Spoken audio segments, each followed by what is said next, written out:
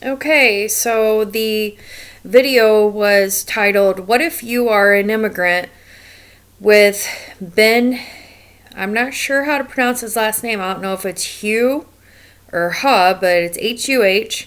June 2nd, 2013, he started out by saying that he is an immigrant. He came to America in 1994 at the age of 14, lived in a one bedroom with his parents. They had a mattress on the living room floor because they only had one bedroom and they let him have it. When he brought kids home, they were, he didn't say it, but basically they were embarrassed. They didn't have any place to sit, wondered, where are his kids, his friends going to go. Talked about many immigrants living in poverty, but also the fact that there are many who don't. And the reason why they stay, whether they are living in poverty or not, is because that they believe in the experience. He talked about even when they're down and out and bad things are happening, like they had a job that they were doing where they were cleaning offices like after hours, and he said that their boss shorted them one time. They typically got $2,000 a month as a family, and he took it upon himself to collect the aluminum from the trash cans, and he had them basically stockpiled on the balcony of their apartment. And if it wasn't for cashing in those cans, which got them $120, they would have had no money because they weren't given their pay for that time.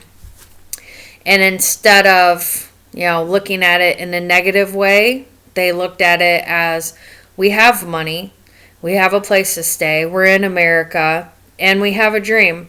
We're here because we know that we're going to have a better future.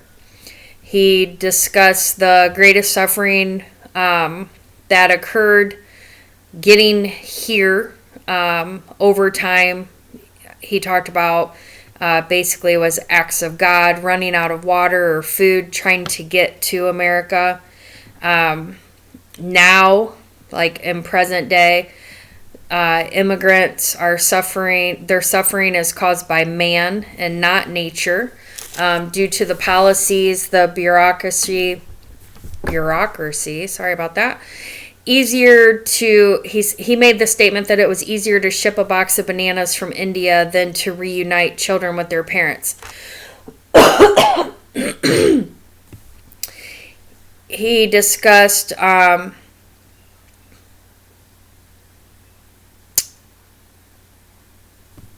race and the fact that there is racism, and at one point there was actually a law that there was a Chinese Exclusion Act, and that changed over time. He said that ultimately, from immigration being here, he said that whether we realize it or not, America is made up of immigrants, and they are the reason why we are continuing to have a thriving population. They're the ones who are filling the homes that are being built. They're the ones who are filling the jobs. And they're ultimately the ones that are supporting our communities. The way that he explained it was, there's different countries where you look at them, their population isn't growing. Their homes are empty, and the economy is not thriving.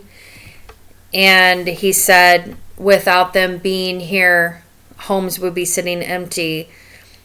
Communities would be struggling. The economy would be struggling. Ultimately, made the statement that they don't come here just to take our jobs.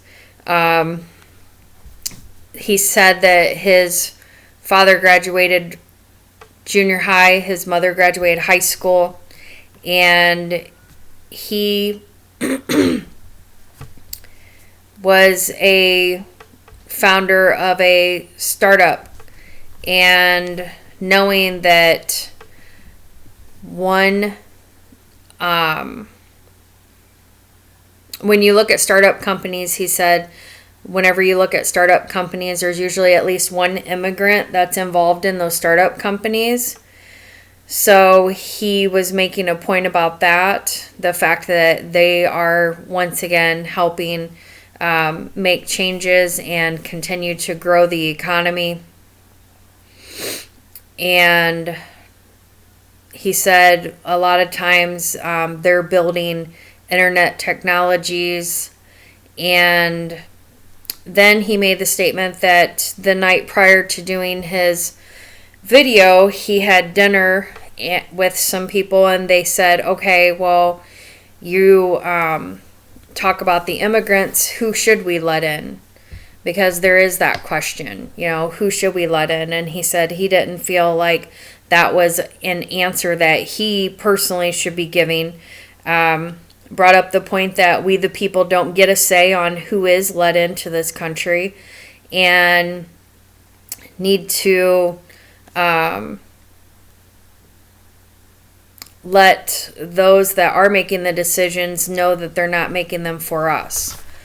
So basically, going through that whole video, I know that with Trump being our current president, it has been brought up multiple times.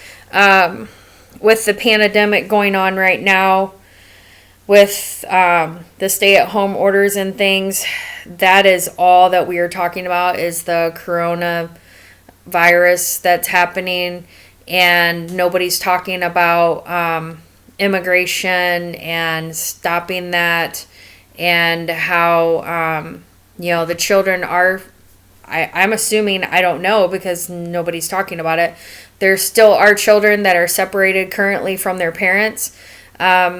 It got me thinking, what is happening with that? Because we had seen pictures whenever you watch, like the World News and stuff, or Fox News or CNN. Every now and then local TV will mention it, where they had the immigrants and the children separated, and they talked about how they were doing that separation and where exactly they were staying, and the fact that a lot of the parents were sent home. The children got to stay because they were born here. I don't know. Did they end up in foster care? Did they go home? I have no idea what's going on with any of that. So that really got me thinking about what's happening currently, and the fact that before Trump was even elected, he said, let's build a wall. Let's build a wall at the borders, and no one's going to be allowed to come in. And there was there's been several things that have been brought up in the government. I don't know all the ins and outs of all the voting, but I do know, as far as me being a citizen of Henry County, for example. Okay, this is where my house is. My house is in Henry County.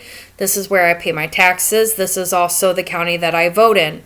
So as a registered voter since 18, I have continued to vote in every election, big or small, and I get to decide, who I want on the Board of Elections. I get to decide who I want to be the town mayor. I get to decide whether I think a tax should be added to my payroll for the school district. I do make those decisions, but do I personally have the decision to say, oh, I don't agree with this. I think all immigrants should be able to come into America and have the better life, and they can come in and do as they please because, I watched this video and this man told us that the immigrants are the ones that are helping us thrive here in America. I don't necessarily have the voice to do that, but I do have the voice to decide who I'm going to vote for as far as who I want to be my voice. So it's important as a voter to find out who I'm voting for, why I'm voting for them, what are their views on things.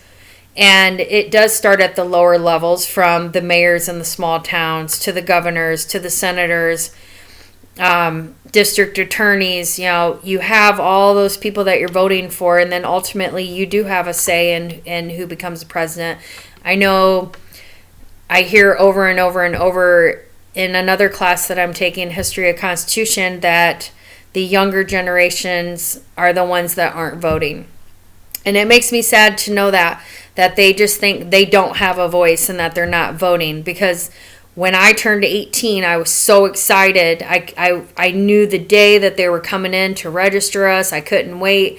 I remember coming home from school and saying, oh my gosh, Mom and Dad, I'm so excited. I'm registered. I get to vote in the first election when it comes up. And that was a big deal to me, to know that I get to have a say, I have a voice.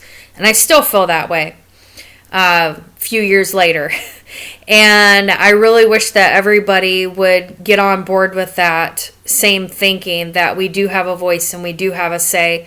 And it is up to each of us as an individual to make sure that our voice is being heard.